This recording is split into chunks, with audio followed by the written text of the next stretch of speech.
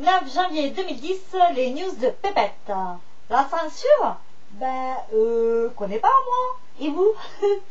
De plus en plus de citoyens remarquent que les sites d'information dits gratuits et indépendants proposent des abonnements payants. En effet, lorsque l'on va terminer de lire un article, il faut s'inscrire, donc payer. De plus, beaucoup se sont jetés sur les nouvelles subventions publiques sans l'avouer. Dans quel but? Afin de museler une fois de plus ceux qui osent dire tout haut ce qu'essaye de cacher l'État. Une grosse, voire très grosse partie des blogueurs, des sites ou des comptes dits de gauche sont censurés ou diabolisés, quelle que soit l'information divulguée. Pourquoi dérange-t-il autant? Après s'être payé la majorité de la presse écrite et du paysage audiovisuel français, le lobby sarkozyste n'hésite plus.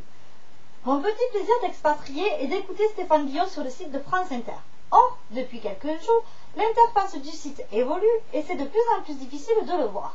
Philippe Val, pion d'un échiquier géant du capitalisme et du libéralisme, après Charlie Hebdo, s'attaque à France Inter. Je le cite, « France Inter est une radio qui coûte cher à l'actionnaire, qui n'est pourtant pas bien traité par la station. Il ne faut quand même pas oublier que l'actionnaire n'est pas Nicolas Sarkozy, mais le peuple français, ont répondu quelques courageux journalistes. Heureusement que l'information circule quand même dans les médias étrangers.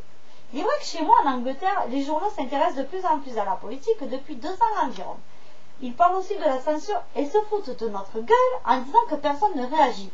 C'est quand même aberrant que ce soit l'Angleterre, un des pays les plus conservateurs, qui s'en inquiète plus que nous, non? Bon allez, on se décourage pas, hein?